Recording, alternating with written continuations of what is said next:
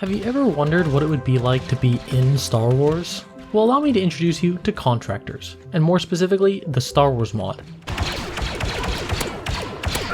No way! I got him! I had heard of Contractors and some of its community mods in the past, but it wasn't until recently that I finally decided to purchase the game and see what all the fuss was about.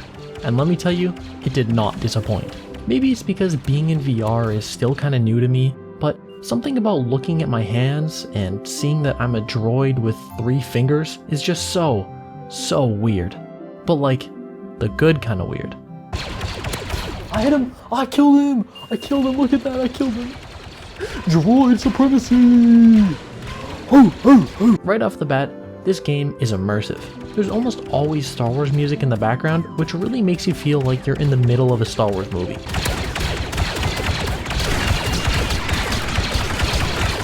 All the default Contractors guns have been removed, and in their place is a wide variety of Star Wars guns, and they're all very well made. They all look and sound exactly how you'd expect a Star Wars gun would. And I have no clue how they made these guns shoot lasers instead of bullets, because I don't think there's any laser guns in Contractors, but they managed to do it somehow, and it's amazing. And when you manage to hit someone far off in the distance and get that crisp hit marker sound, it's so satisfying. Can I hit him? Oh, I hit him! Speaking of hit markers, the sound effects in this game are second to none. Everywhere you go, you're hearing some sort of sound, whether that be a battle off in the distance, or a grenade that's about to explode, or my favorite, the lightsaber. Where's Dooku? C! Dooku's on C, over B. No way! Now you can't have a good Star Wars game without good lightsabers. And let me tell you, this mod certainly doesn't disappoint. When you finally manage to rack up enough points after capturing objectives or getting kills, you can become a Jedi. The problem is, you have to get lots of points, and I'm pretty bad at the game. Map after map, game after game, I could never get enough points, until finally, after over an hour of trying, Getting Jedi support. Skywalker's here. it's time. Like sand. It's coarse and rough and irritating, and it gets everywhere. Oh my...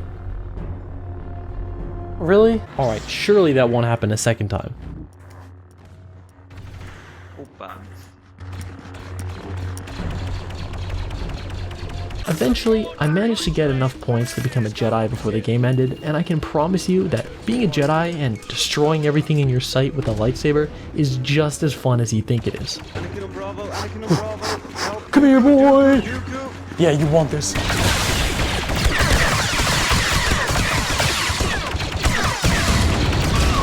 Yeah, you don't want this. You want the smoke. You don't want the smoke. And somehow, they managed to make it so that you can actually deflect projectiles just like in the movies. I don't know if this is a feature in regular Contractors. Even if it is, it's just another one of those details which makes my small little brain extra happy. I had a lot of fun running around as a droid or a stormtrooper, but being a Jedi and slicing my enemies with a lightsaber definitely takes the cake.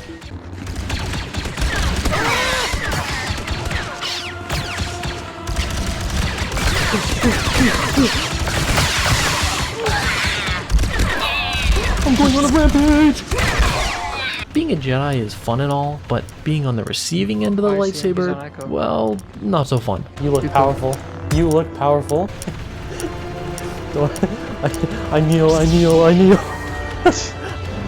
I'll cut your nuts off. You know what else is exceptionally fun? Jetpacks. For the longest time, I would see people flying around the map while I was stuck on the ground, and I had no clue how they did it, but eventually I managed to figure it out. You see, Contractors has a class system, and the makers of the Star Wars mod decided to use that system to make custom classes. There's the Assault, which is the basic class, the Heavy, which gives you a bunch of new guns, like the machine gun, and whatever this thing is. It's like an umbrella. And finally, the most important class, the Officer, which allows you to use the jetpack. There's something about flying around the map, guns akimbo, that scratches an itch that I never knew I had. Oh, look at him, he's dead. Did you do that? Was that your doing? Oh, no. I was pleasantly surprised at just how many different maps there are. I was half expecting there to only be a very few select maps that you'd play over and over again, but that's not really the case.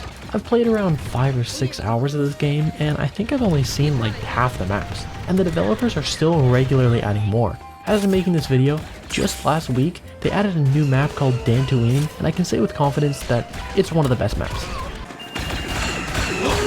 Oh my god. I got him. Is that Winston Churchill? Oh, he's on the roof.